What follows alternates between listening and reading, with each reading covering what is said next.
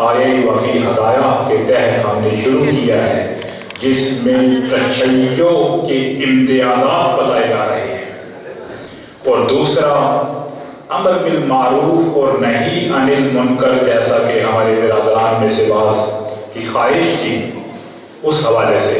لیکن آپ جانتے ہیں کہ پچھلے تقریباً جو مجالس گزری ہیں، میں ہر روز آپ کو معصومین کے اقوال بھی سناتا ہوں درود محمد و آل محمد کی شان میں۔ صلوات پڑھی محمد و آل محمد۔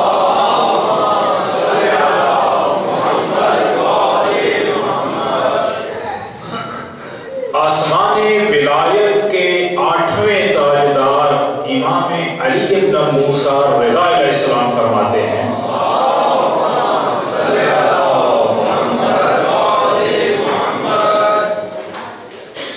طریقہ اور سلیقہ دعا کا سمجھا رہے ہیں کہ جب خدا سے مانگو تو کیسے مانگو۔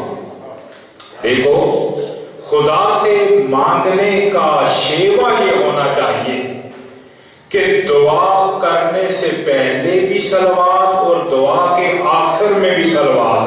خدا سے بعید ہے کہ وہ اتنا کریم ہے کہ ابتدا اور انتہا کو تو قبول کرے، وسط کو قبول نہ کرے۔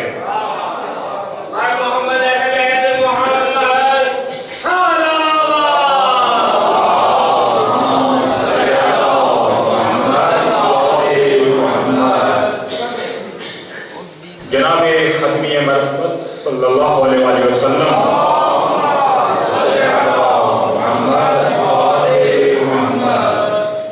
فرماتے ہیں کہ جب کسی مجلس میں، محفل میں مجھ پہ اور میری آل پہ درود پڑھا جاتا ہے تو اس فضا کے قریب سے جو بھی فرشتے گزر رہے ہوتے ہیں، حضور فرماتے ہیں نظر نہیں آتے، لیکن فرشتے اتنی کثرت سے پوری کائنات میں حرکت کر رہے ہیں، کیونکہ نظام کائنات چلانے کی ذمہ داری جو انہیں ملی۔ نظر نہیں آتے، لیکن جہاں پہ بھی فرشتوں کے کانوں میں درود کی آواز پہنچتی ہے، ایک دوسرے سے کہتے ہیں اتر آؤ یہاں۔ ان اللہ و ملائکتہ یصلون علی النبی یا ایھا الذین آمنوا صلوا علیہ وسلموا تسلیما۔ اللہم صلی علی محمد وآل محمد۔ پیغمبر فرماتے ہیں کہ فرشتے نہ صرف شرکت کرتے ہیں، بلکہ جب مومنین درود کے بعد کوئی بھی دعا مانگتے ہیں تو فرشتے آمین کہتے ہیں، اور ایک دوسرے کی طرف دیکھ کے کہتے ہیں کتنے خوش نصیب ہیں اس مجلس کی شرکت کرنے والے کہ خدا نے انہیں وقت دیا۔ کتنی بڑی نعمت ہے، کتنی بڑی نعمت ہے۔ امر بالمعروف اور نہی عن المنکر کے حوالے سے بھی پیغمبر اسلام صلی اللہ علیہ وآلہ وسلم کا فرمان سن لیجیے۔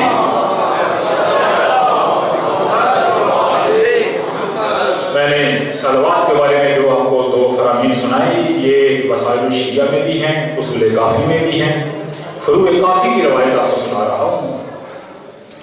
پیغمبر فرماتے ہیں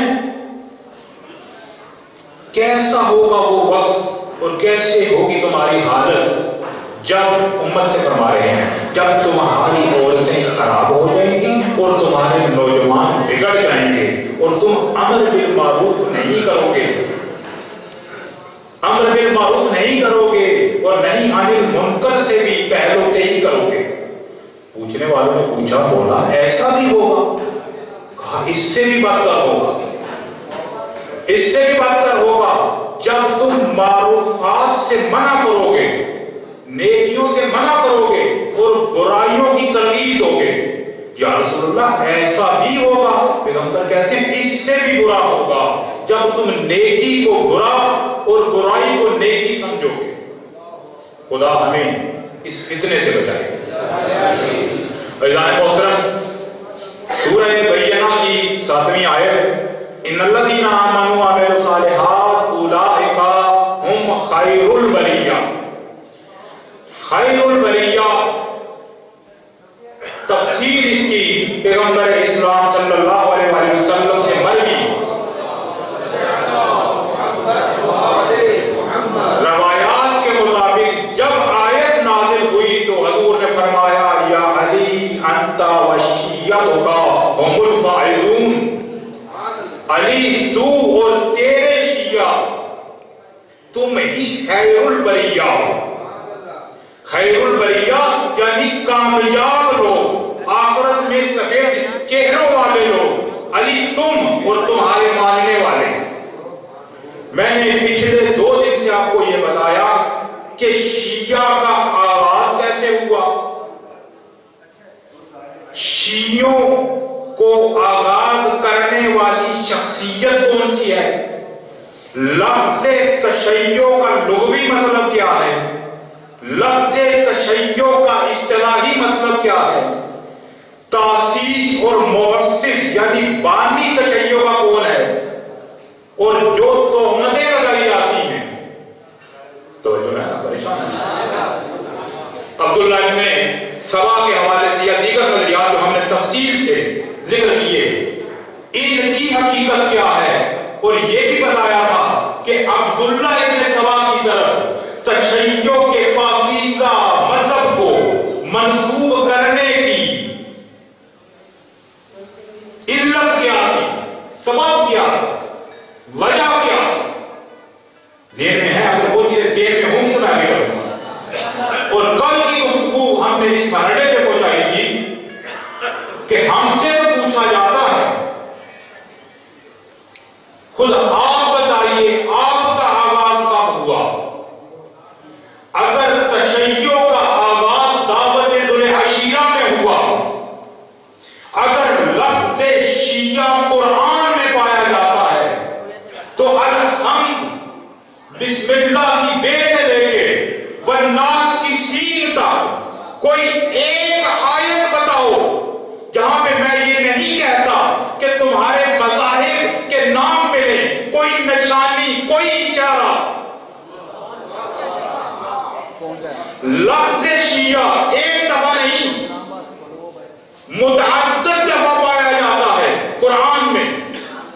کل میں نے آپ کے سامنے عرض کیا تھا کہ ادیان ابراہیمی جتنے بھی ہیں، کون سے ہیں ادیان ابراہیمی؟ جنہیں سیمیٹک ریلیجن کہا جاتا ہے، جنہیں ریویلڈ ریلیجن کہا جاتا ہے، جو وحی پہ بیس کرتے ہیں، جتنے بھی ہیں حضرت ابراہیم سے تعلق رکھتے ہیں۔ عیسائیت، یہودیت، اسلام، تمام کے تمام تعلق کس سے؟ حضرت ابراہیم سے۔ اور ابراہیم کون؟ وَإِنَّ مِن شِيَّتِهِ لَإِبْرَاهِيمَ، ابراہیم شیعہ، موسیٰ کے ماننے والے کو کیا کہا گیا؟ شیعہ۔ توجہ ہے نا اپنی؟ شیعت کا بیج قرآن میں پریشان ہے۔ مجھے آج حضرت عباس رمضان کا مسائل پڑھنا ہے۔ آپ یقین کریے یہ ایسا مسائل ہے کہ میں اگر ابھی شروع کروں تو گھنٹہ ختم ہو جائے گا، مسائل ختم نہیں ہوگا۔ اور اگر آپ نے میرا ساتھ نہ دیا تو میں فضائل کو چھوڑ کے مسائل پہ آ جاؤں۔ صلوات پڑھیے محمد۔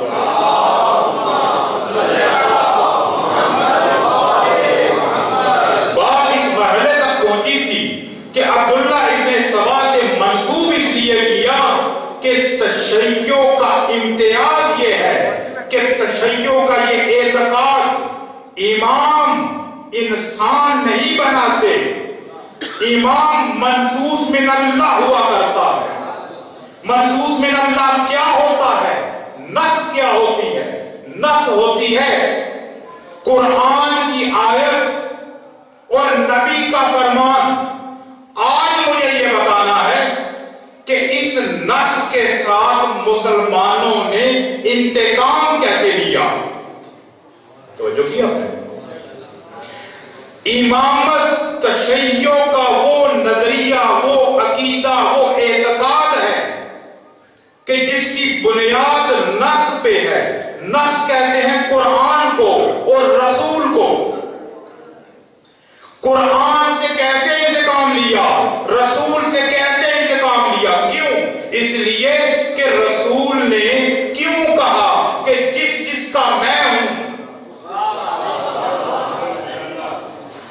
اور قرآن نے کیوں کہا، کیوں حکم دیا یا ایھا الرسول بلغ، یہ رسول تھا قرآن کا اور یہی رسول تھا رسول کا، انتقام کیوں کر لیا، کیسے لیا، یہ بتانا ہے۔ نص کسے کہتے ہیں؟ اب بولیں گے انٹریکٹیو ڈسکشن ہونی چاہیے۔ نص کسے کہتے ہیں؟ قرآن کو اور رسول کو۔ رسول کون ہے؟ کیا رسول قرآن سے جدا ہے؟ رسول کے بارے میں قرآن کیا کہتا ہے؟ وَمَا يَنطِقُ عَنِ الْهَوَىٰ إِنْ هُوَ إِلَّا وَحْيٌ يُوحَىٰ، نبی بولتا ہی نہیں، اپنی مرضی سے نطق نہیں کرتا جب تک وحی نہ آ جائے۔ مختصر وقت میں بتاؤں گا کہ نص کے ساتھ جس کے بارے میں مسلمان نے کہا تھا کہ کافی ہے، یہ کتاب کافی ہے، اس کے ساتھ کیا ہوا سنیے۔ بخاری کی روایت ہے، باب ہے جمع قرآن، یعنی قرآن کو کیسے جمع کیا گیا۔ اعتقاد یہ رکھا جاتا ہے، توجہ ہے نا، بعض باتیں توجہ سے سننے والی ہوتی ہیں، کہ حضور صلی اللہ علیہ وآلہ وسلم نے اپنی زندگی میں قرآن کو اکٹھا جمع نہیں کیا۔ قرآن بکھرا ہوا تھا، کسی پتے پہ لکھا ہوا، کسی چھال پہ لکھا ہوا، کسی کھال پہ لکھا ہوا، کسی کے دل میں، کسی کے وہم میں، کسی کے حافظے میں، یعنی قرآن بکھرا ہوا۔ رسول جس طرح امت بکھری ہوئی چھوڑ کے چلیں گے، قرآن کو بھی بکھرا ہوا چھوڑ کے چلیں گے۔ توجہ کیا آپ نے؟ اب کیا ہوا؟ اسی طرح کا قرآن جنگ یمامہ ہوئی، جنگ یمامہ میں 700 حافظان قرآن شہید ہو گئے۔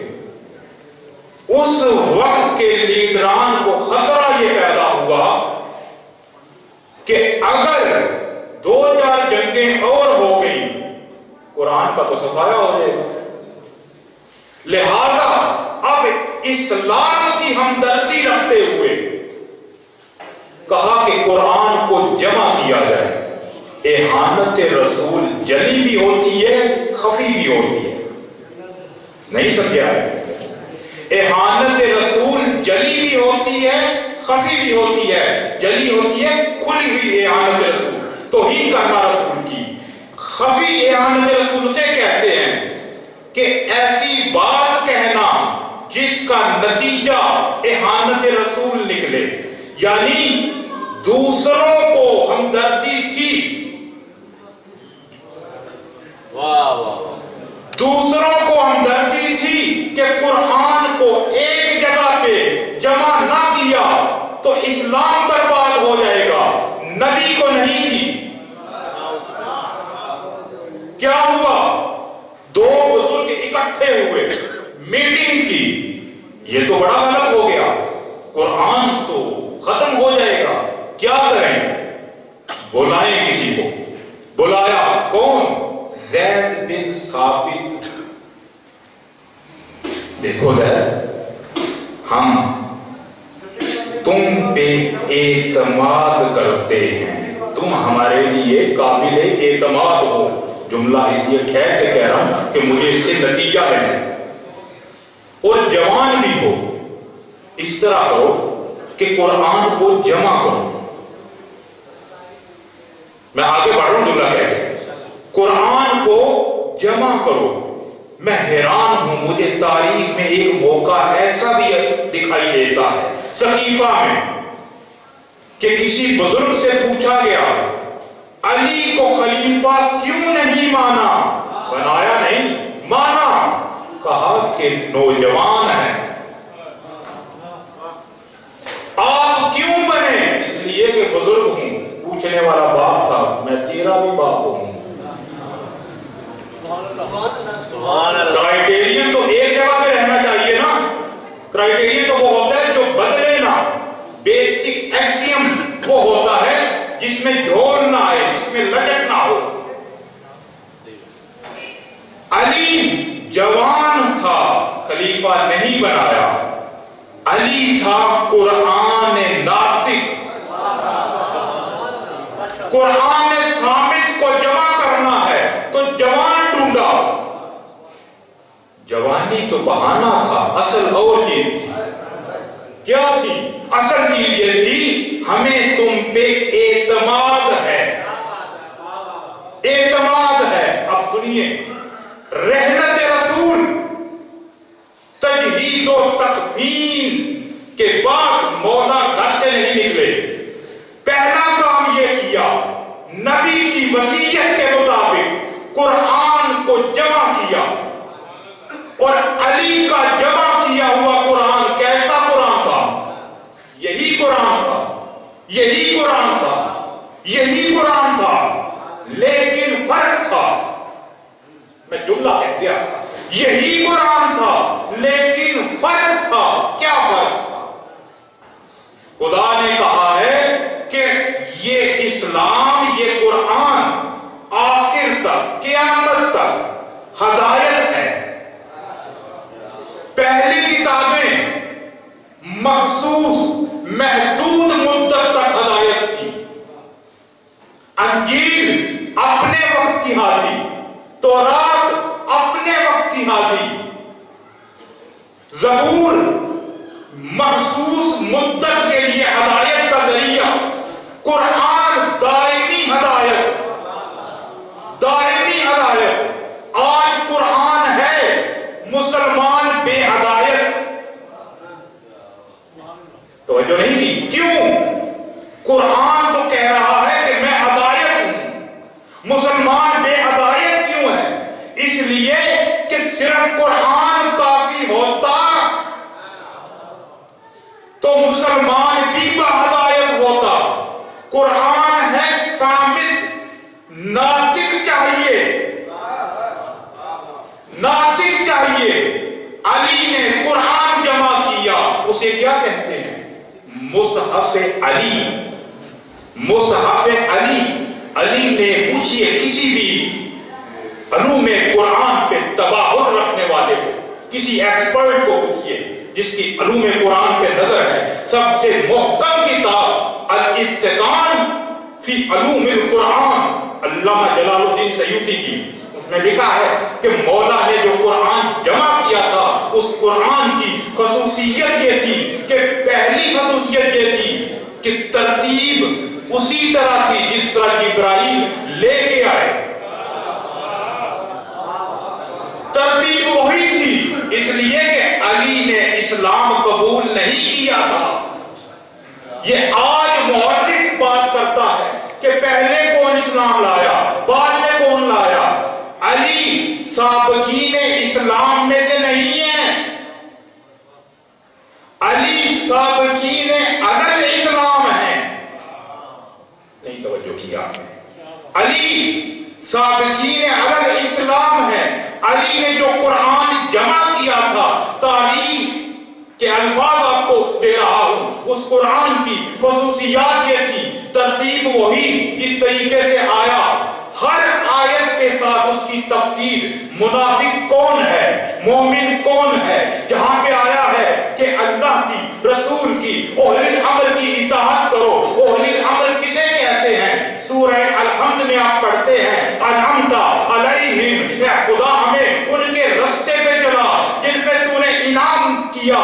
وہ کون ہیں جن پہ انعام ہوا؟ آپ یہ پڑھتے ہیں غیر المغضوب علیہم ولا الضالین, ان کے رستے سے محفوظ رکھ, بچا جن پہ تیرا غضب ہوا. علی نے لکھ دیا کہ جس پہ فاطمہ غضبناک ہوئی اس پہ رسول.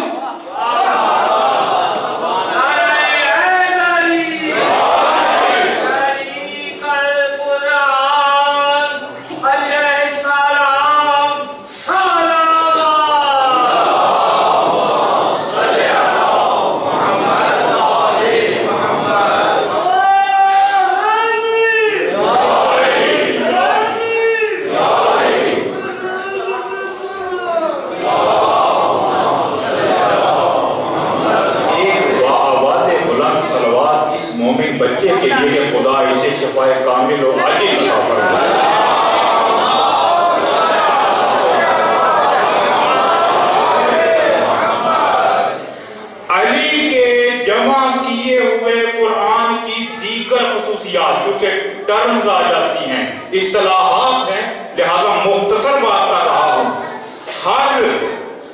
नासिख आयत मंसूख के बाद करार पाई। हर मुनाफिक का नाम लिखा। आज कितना बड़ा मसला है कि मुनाफिकीन का पता ही कोई नहीं। कुरान में पूरा सूरह मुनाफिकीन पता ही कोई नहीं। ये जुल्म हुआ, नफ्स से इंतकाम जो लिया गया। कुरान है, हदायत नहीं। क्यों? सामित को नातिक से जुदा कर दिया। सामित को नातिक से जुदा कर दिया। रुक के सुनिए, जब नबी इस दुनिया से गए तो कितने मुसाहिफ मौजूद थे, कितने लोगों ने अपने अपने तौर पे कुरान को जमा किया। फिर देखिए कि इन सब की अली के मुकाबले में औकात क्या है। अब्दुल्ला इब्न मसऊद, ज़ैद बिन साबित, अबू मूसा अशअरी और भी लोग हैं। ये वो लोग हैं जिन्होंने अपने अपने तौर पे कुरान जमा किए।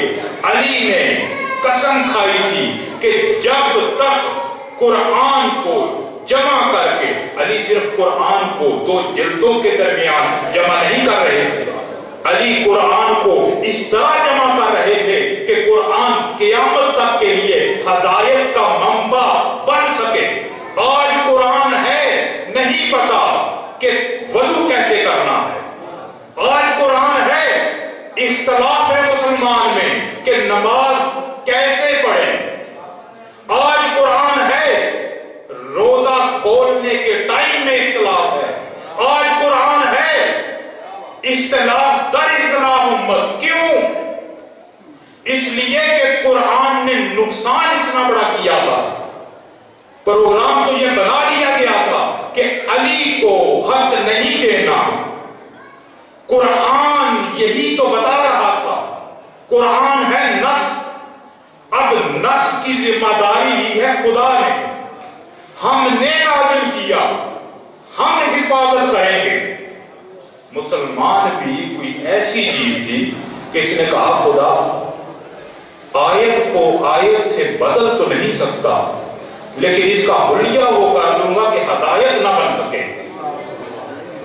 तो जो किया आपने, हदायत ना बन सके। कुरान मौजूद है सिर्फ मुर्दों को बख्शवाने के लिए। अगर हदायत होती तो करबला क्यों मारले वजूद में आता। अगर कुरान हदायत होता इस सूरत में, अगर कुरान को यानी सामित को नातिक से अगर जुदा कर दे, तो जो किया आपने, मौला इस कुरान को जमा करके जिसमें हर तफसील को सामने लाए। मौला कुरान की तफसील भी साथ थी।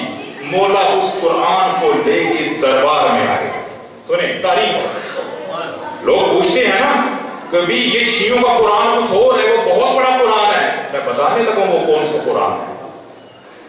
मौला ने जिस मुसहफ को जमा किया था तफसीर के साथ, तावील के साथ, नासिख व मंसूख, मुहकम व मुतशाबिह की मुकम्मल तफसील के साथ उसे लेके दरबार में आए। ये है मुसलमानों तुम्हारा कुरान जो तुम्हारे लिए हदायत का सबब है। तख्त पे बैठने वाले ने कहा अली ले जाओ, हमें तुम पे एतमाद नहीं, हमें तुम पे एतमाद नहीं। मैंने कहा था जुमला याद रखना, अंत शाबुन, ज़ैद बिन साबित तुम नौजवान हो, हमें तुम पे एतमाद है, अली पे एतमाद नहीं। क्यों? इसलिए कि तारीख ये बताती है कि जब अली जो कुरान लेके आए और उठा के जब खोला तो कुदरत खुदाबंदी खुली सामने सूरह मुनाफिकून, वहां पे अपना नाम नजर आया। हाशिए में, कुरान के मत में तो नहीं है ना, हाशिए में जो तफसीर होती है वहां पे अपने नाम नजर आ गए। बंद करके कहा कि ले जाओ, नहीं चाहिए, ले जाओ, नहीं चाहिए।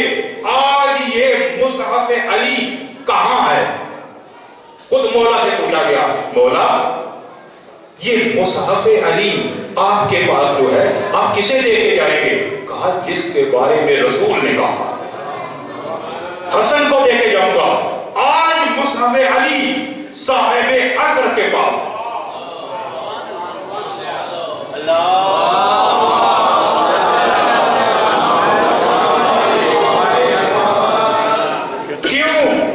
مصحف علی بھی غائب، صاحب عصر بھی غائب، دونوں غائب۔ کیوں؟ اس لیے کہ ناقدروں میں جو آگے تھے، جب قدر کرنے والے ہوں گے تو پھر دونوں آئیں گے۔ قرآن یہی ہے جو مصحف علی ہے، آپ کے ذہنوں میں رہنا چاہیے۔ اس میں سے کوئی آیت نہ زیادہ ہے نہ کم ہے۔ مجھے ایک بات بتائیں، ایک کتاب ہو، آپ اس کے الفاظ کو لے کے آگے پیچھے کر دیں، وہ کتاب آپ کو کوئی علم دے گی؟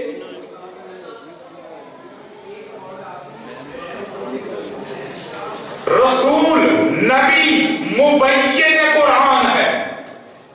مبین کسے کہتے ہیں؟ بیان کرنے والا۔ قرآن تفصیل نہیں بتاتا، قرآن کلیات یعنی عمومی قواعد بتاتا ہے۔ جزیات اس میں سے تفاصیل کون بتائے گا؟ وہ جس کی زبان کی اتھینٹسٹی یہ خدا کہہ رہا ہے کہ بولتا ہی نہیں جب تک میں نہ کہوں۔ ختم الانبیاء رحمت للعالمین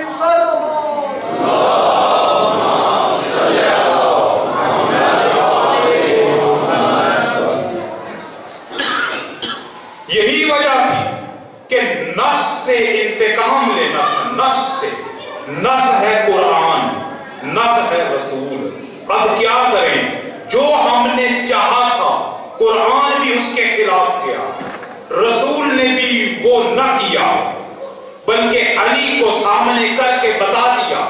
اب ہم نے دونوں سے انتقام لینا ہے۔ کون؟ مسلمان کہہ رہا، مسلمان کہہ رہا۔ کیسا انتقام لیا؟ نبی پہ اتنا بڑا الزام کہ نبی چلے گئے، قرآن کو جمع نہیں کیا، جو بعد میں آنے والے تھے انہوں نے جمع کیا۔ نبی سے زیادہ ہمدرد۔ تاریخ میں آپ کو ابھی قرآن کی ساری بتا ہی نہیں سکتا۔ سنیے آگے چند جملے آپ کو بتاتا ہوں کیا ہوا۔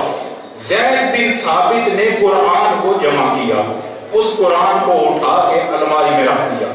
سارے جتنے بھی مصاحف تھے، کوئی کسی نے جمع کیا، کوئی کسی نے جمع کیا، اسی طریقے سے قرآن پڑھا جاتا تھا۔ ایک وقت آیا کہ جب یہ آذربائیجان کی جنگ ہوئی تو ایک صحابی اس جنگ سے گئے واپس اور جا کے خلیفہ سوم سے کہتے ہیں اپنی قوم کی خبر لیجیے، قرآن کی قرأتیں اتنی زیادہ ہو چکی ہیں کہ مجھے خطرہ ہے بنی اسرائیل کی طرح کچھ عرصے بعد قرآن کی تعداد بھی اختلاف کر جائے گی، زیادہ ہو جائے گی۔ اب کیا ہوا؟ کہا کہ اچھا یہ ہو گیا ہے، اس طرح ہوا ہے، زید بن ثابت تم بھی اپنا قرآن لو، جس نے جمع کیا سارے اپنا قرآن لے کے آئے۔ یہ جو زید بن ثابت نے جمع کیا نا، اس پہ تو سرکاری مور لگ گئی، باقی سب کو اکٹھا کر کے آج اگر کوئی قرآن جلائے تو اس کے خلاف کون سا قانون استعمال ہوتا ہے؟ کیا ہوتا ہے بھائی؟ توہین قرآن۔ قانون تو ایک ہوتا ہے نا، قرآن چاہے آج جلاؤ،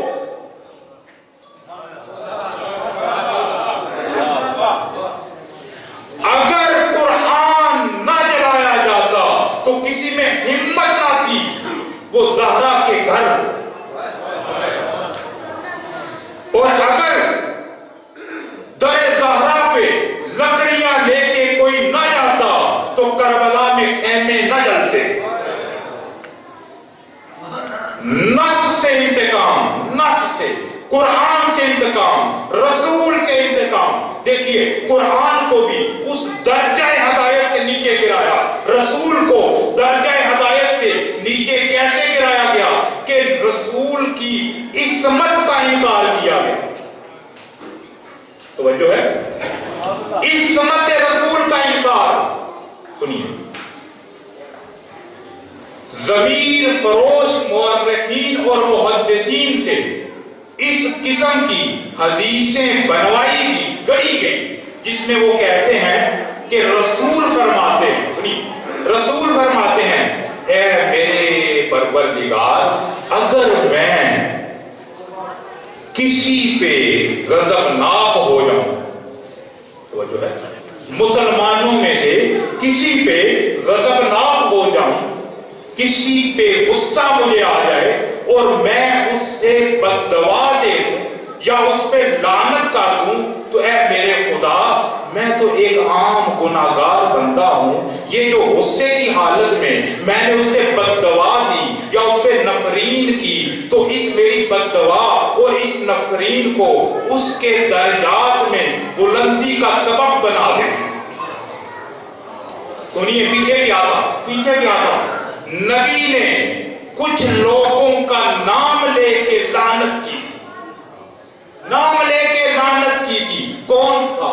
مروان بن حکم بن عاص۔ کیا کہا تھا انہیں؟ یہ شجرہ خبیثہ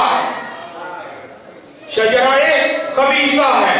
اب جب حکومت مل گئی شجرہ خبیثہ کو، حکومت جب آ گئی ان کے اختیار میں تو مورخین کو پکڑ کے کہا کہ ایسی کوئی راہ نکالو کہ نبی نے جو کچھ ہمارے بارے میں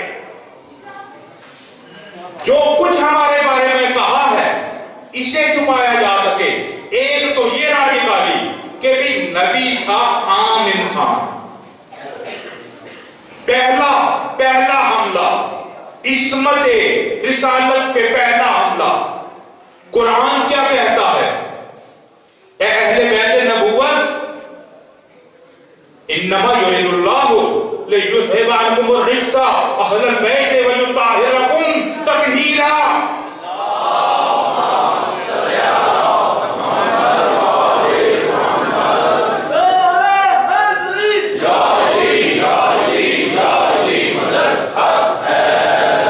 تمام متکلمین سے پوچھ لیجئے اس آیت کے ضمن میں کہ 3 تاکیدیں ہیں۔ انما یریدو، ارادہ عام بندہ نہیں کر رہا، اللہ کر رہا ہے، اللہ کا ارادہ۔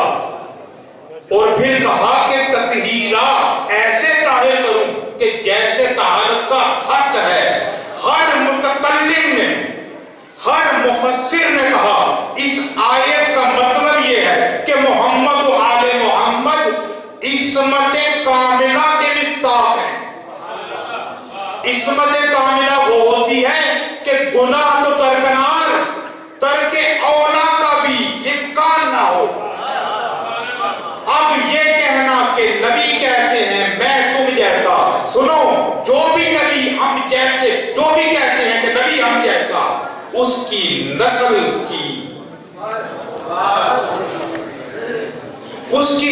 دیکھنی ہو تو وہاں سے ملاؤ، مروان سے۔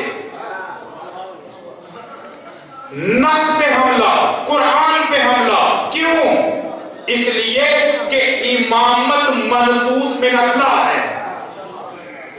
اب قرآن کے علاوہ کیا ہے؟ نبی کو گٹاؤ کیسے؟ سنیے پھر مسند احمد بن حنبل کی روایت۔ بعثت سے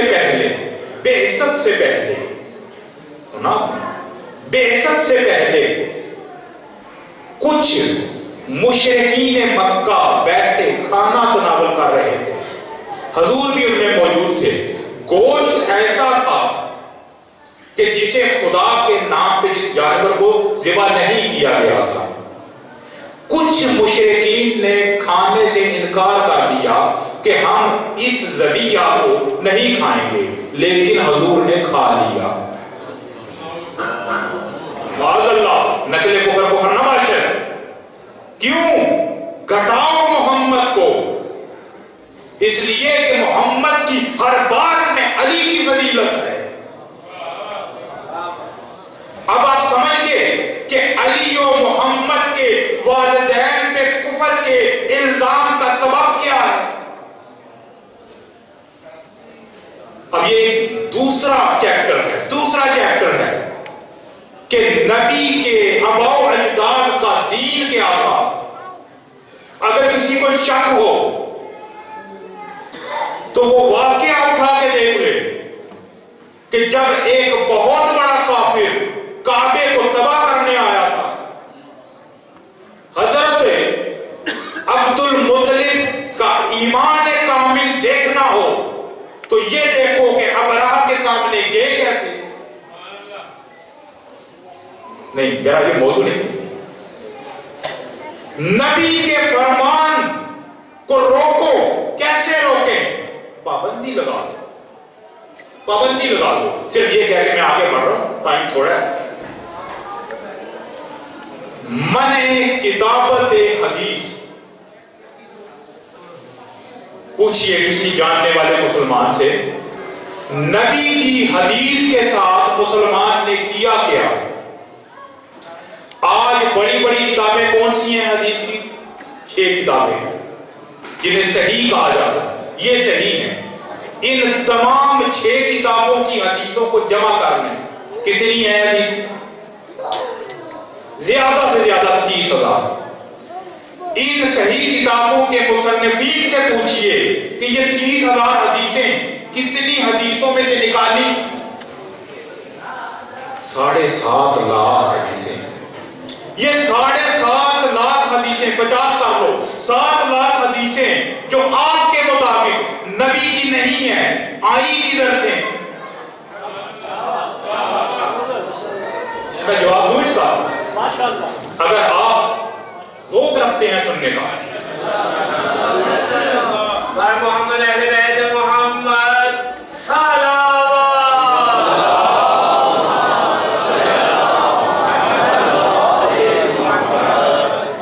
ادھر جناب رسالت مآب کی رحلت ہوئی. رحلت کیا؟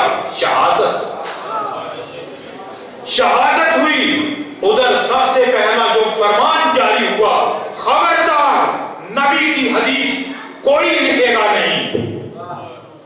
وجہ کیوں؟ سبب کیا ہے؟ اس لیے کہ نبی کی حدیث لکھو گے تو اختلاف کا خطرہ ہے. نبی کی حدیث اختلاف کا باعث ہے مسلمان کے نزدیک. خدا کہتا ہے کہ بولتا ہی نہیں.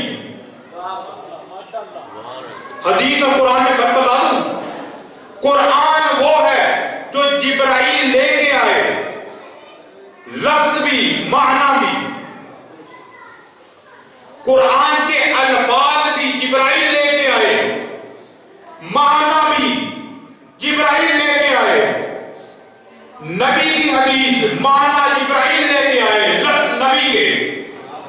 یہ فرق ہے. مسلمان کہتا ہے کہ جو مصطفیٰ کے قول کو لکھے گا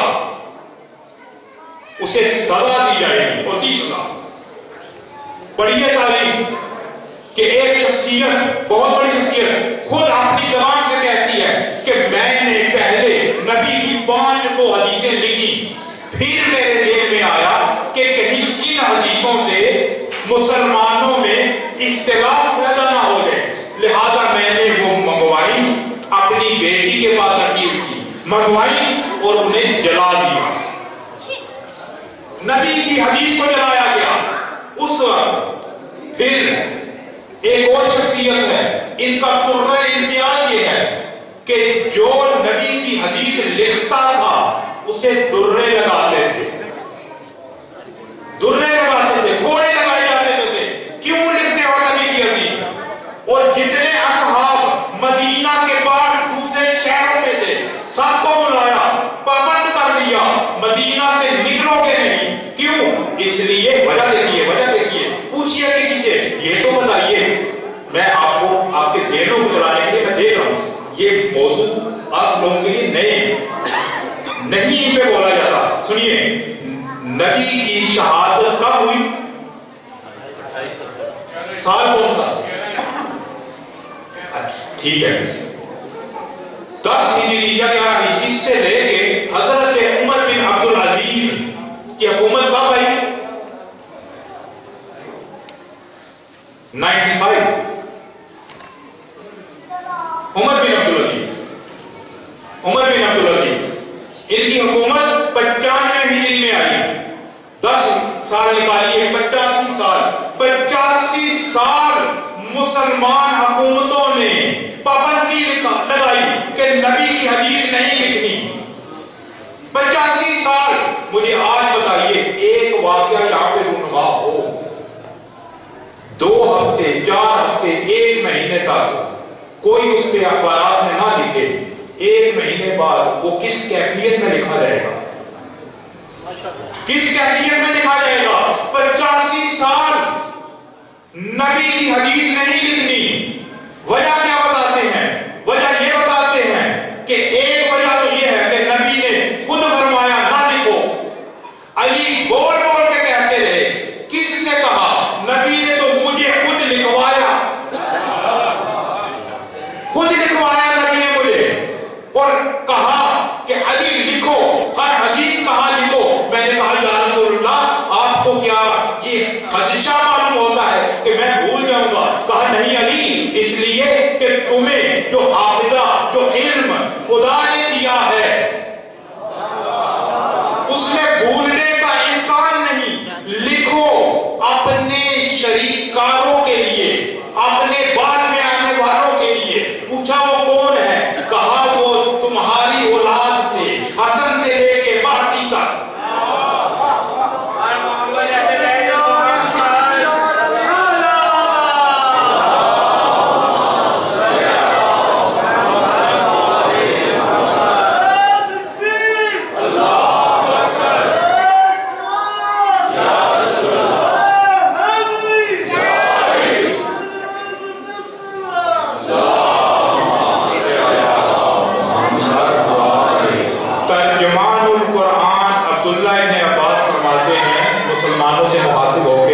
مسلمانوں علم کے 10 درجے ہیں، علم کو 10 حصوں میں، 10 حصے ہیں علم کے جو خدا نے 10 حصوں میں تقسیم کیا ہے علم کو۔ ان 10 حصوں میں سے 9 حصے علی کو دیے، 10واں حصہ جو تمہیں دیا اس میں بھی بڑا حصہ علی کا۔ اب یہ علی جس کے بارے میں نبی کہے القرآن و علی و علی القرآن، وہ علی جس کے بارے میں نبی یہ کہے کہ میں ہوں شہر علم، انا مدینہ العلم و علی بابوہا، وہ علی جس کے بارے میں نبی یہ کہے انا دار الحکمہ و علی بابوہا، وہ علی جس کے بارے میں نبی یہ کہے کہ جب فتنوں کا دور آئے گا علی کے پیچھے چلنا حق کے راستے پہ لے جائے گا۔ قرآن جمع کرنے کی باری آئی تو کہا علی پہ اعتماد نہیں، نبی کو ہے تو ہوا کرے، علی پہ اعتماد نہیں، علی پہ اعتماد نہیں۔ جس پہ اعتماد تھا بتاؤں، اس میں نے کبھی ذکر کیا تھا کہ جب یہ شخصیت اس دنیا سے اٹھی تو انہوں نے اتنا سونا سے توڑا کہ کلہاڑیوں سے کاٹا گیا۔ یہ اعتماد کا صلہ، میں جملہ ہے، یہ اعتماد کا صلہ تھا۔ اب یہی علی جس نے قرآن کو جمع کیا تھا، قرآن جمع کر کے لے گیا مسلمانوں کے پاس۔ مسلمانوں وہ کتاب جو ہمیشہ کے لیے ہدایت ہے، اپنی پوری تفصیل کے ساتھ، یہ ہے تمہارے پاس، علی نہیں چاہیے۔ یہ قرآن کے ساتھ ہوا، سنیے، اسے کہتے ہیں مصحف علی۔ ایک اور چیز ہے جسے کہتے ہیں جامع علی، کتاب علی۔ مصحف علی کیا ہے؟ قرآن ہے جو علی نے جمع کیا ہے۔ کیسے؟ ترتیب نزولی کے اعتبار سے، تفصیل کے ساتھ۔ جامع علی کیا ہے؟ نبی نے ابتدائی بعثت سے لے کے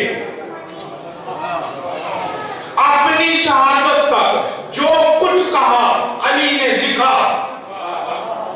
اور کتاب کی شکل میں لے کے آئے تھے، اس کا نام ہے جامع علی۔ آج کدھر ہے؟ آج کدھر ہے؟ میں نے پھر کمپیریزن آپ کو دینا ہے ان صحیح کتابوں کا اور جامع علی کا، کہ جامع علی، جامع جیم الف میم عین، جامع جامع یعنی بہت بڑی کتاب، بہت بڑا علم کا دریا، منبع جس میں ساری حدیث ہے، جسے مسلمانوں نے نہ لکھا. یہ کتاب بھی علی کے پاس مسلمانوں نے نہ لی، علی کے پاس رہی، بعد میں پہنچی آہستہ آہستہ امام محمد باقر، امام جعفر صادق کے پاس.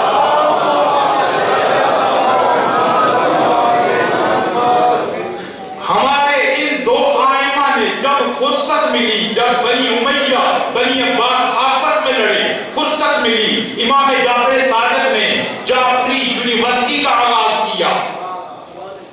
امام اس جامع کو سامنے رکھ کے درس دیا کرتے تھے اور امام کے سامنے 4000 راوی بیٹھ کے لکھتے تھے. قال ابی عبداللہ جعفر ابن محمد.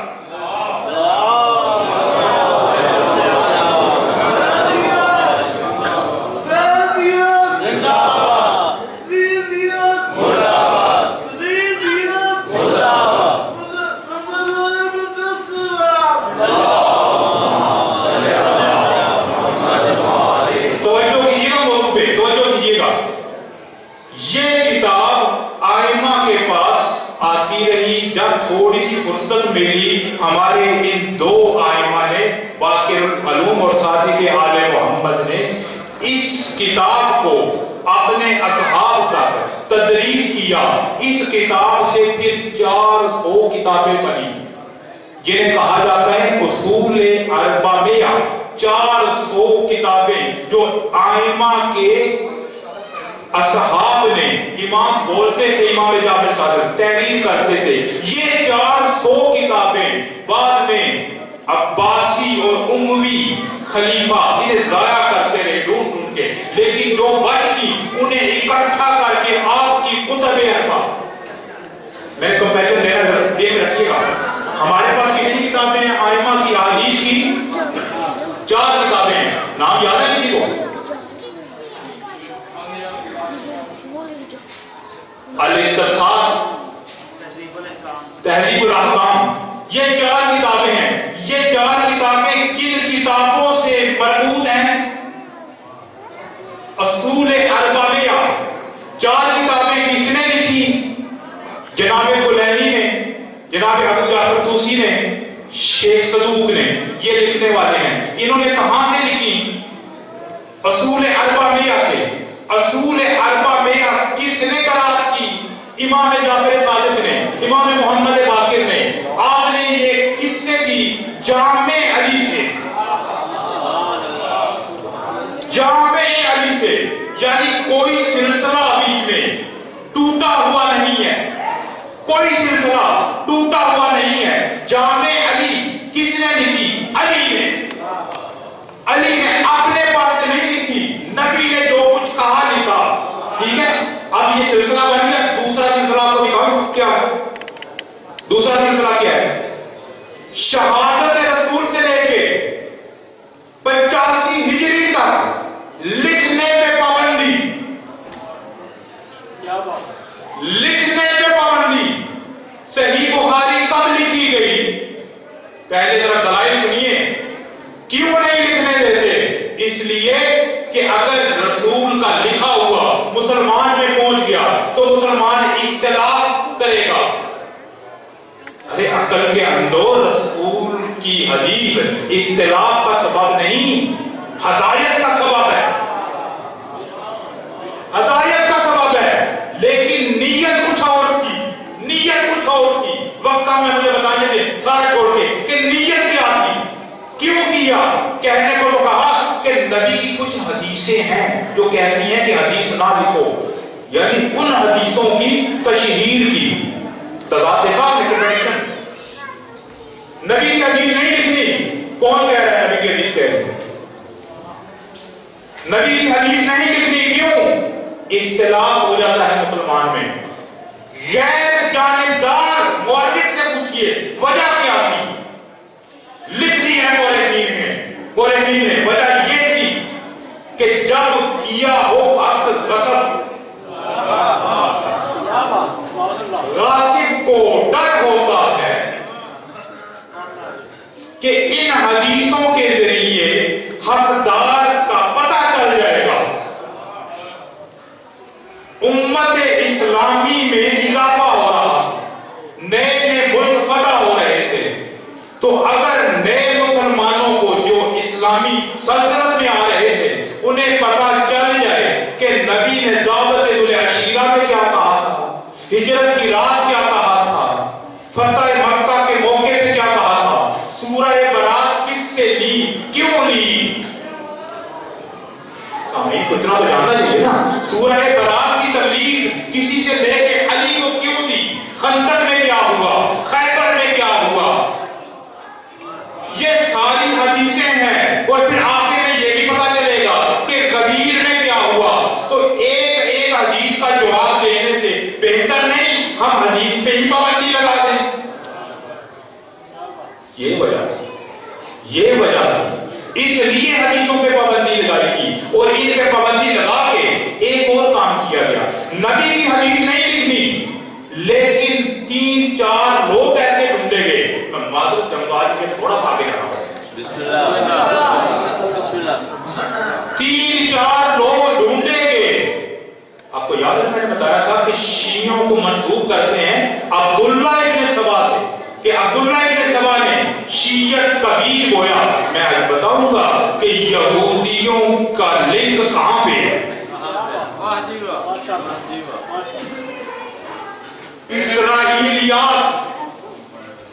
اسرائیلیات حدیث میں پورا ایک چیپٹر ہے، کسے کہتے ہیں؟ بعض ایسے یہودی اور عیسائی نبی کے جانے کے بعد یا نبی کی آخری عمر میں مسلمان ہو گئے، اور ایک خاص نیت سے اسلام کو نقصان پہنچانے مسلمان ہو گئے۔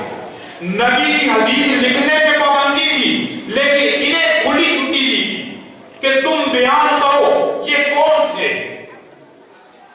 کہب الاحبار بہت بڑا یہودی عالم، 18 ہجری میں مسلمان ہوتا، خلیفہ دوم بیت المقدس جاتے ہیں، وہاں پتہ چلتا ہے یہ یہودیوں کا بہت بڑا عالم اسلام کو کیا ہے، بڑے خوش ہوتے ہیں، کہتے ہیں آؤ میں تمہیں دعوت دیتا ہوں، میرے ساتھ چلو مدینہ میں قبر رسول کی زیارت کرو۔ بتائے کوئی سعودی حکومت کو کہ خلیفہ